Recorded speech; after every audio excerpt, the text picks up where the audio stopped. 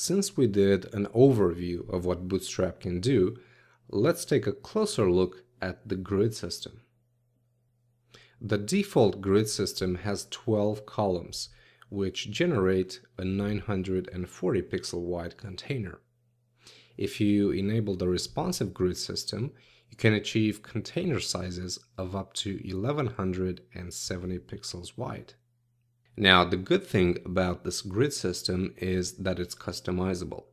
So even before you download Bootstrap, you can customize the number of columns as well as column and gutter width.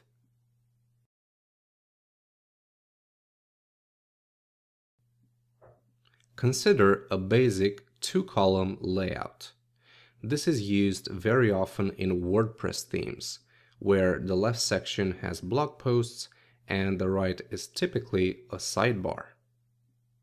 To build this with Bootstrap, we must first define a row, like this. We'll say div with a class of row. Now this will wrap the two columns. In Bootstrap, to generate columns, we must use the class of span followed by the number of columns. For example, span6 will generate 6 columns. And the markup is really easy. We just do div with a class of span6. Just remember, since we're using a 12-column layout by default, all these containers with the span class must add up to 12. So we can have combinations like 2 plus 10, 4 plus 8, 6 plus 6, and so on. Coming back to our layout, let's overlay a 12-column grid. We can see that the sections we want span on 8, respectively 4 grid columns. So the markup is pretty simple. It's going to look something like this. Inside the row, we'll say div class span8 plus div with a class of span4. Let's add some content and check out the result.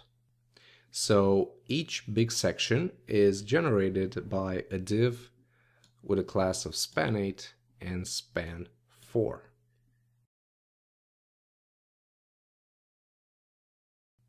You also have the option to offset columns. That means moving them to the right by a certain amount by using the offset classes. Take this example. Let's do a separator here, and we'll say div class row, which contains a span 2 plus a span 6. So in total, we should have about 8 columns. Let's do span 2 and span 6. All right, looking pretty good. And as you can see, the width of these two containers combined equals the width of the span 8 container. Great. So what if we want to move this second container to the right? Well, we can specify the class offset followed by the number of columns we want to offset it by. So offset 2 will push it to the right by 2 columns. Offset 4 by 4 columns. All right. So next, let's talk about nesting, since it's a very important aspect of a grid system. It allows you to have sets of columns within sets of columns.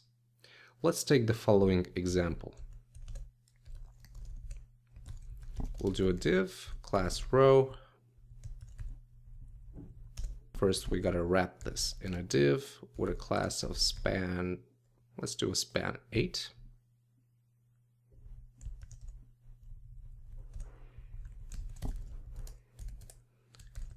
Level 1 column.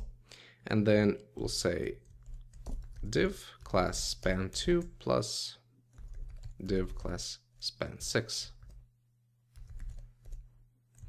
And let's say level 2 column as content for both divs. All right, so as you can see, it doesn't really look much, let's add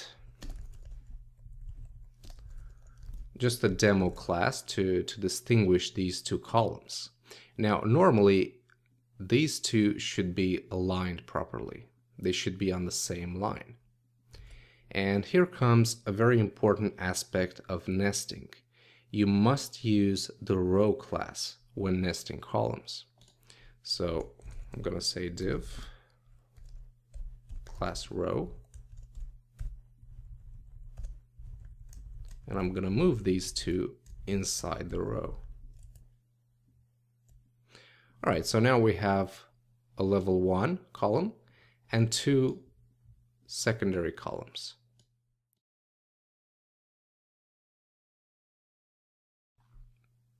The fixed grid is great for most websites, but there are situations when you need a fluid layout, like a web application or an admin panel. Bootstrap also offers a fluid version of its grid, which uses percentages instead of pixel values. And it's also responsive. So our initial static grid can be easily transformed in a fluid grid by appending -fluid to the row class name. Let's do that. So the first one, I'm going to say row fluid. And as you can see, the columns now span the entire available width. Offsetting columns in a fluid grid is also possible, and it works exactly the same as the fixed grid. So for example, if I change this row to fluid, the column is still offset, but it spans the entire available width. Nesting, though, is a bit different. In a fluid grid, each nested level of columns must add up to 12 instead of the parent column count. So here's an example. If we'll change this to row fluid and also change this to row fluid, you can see that the two level 2 columns don't span on the entire width of the parent. Instead, we'll do span 2 plus span 10. So they add up to 12. And now everything works properly. The grid system is great, but sometimes we need more control on how our website looks, particularly when we want to center it on the page. Coming up, we'll talk about the available layouts and some responsive classes.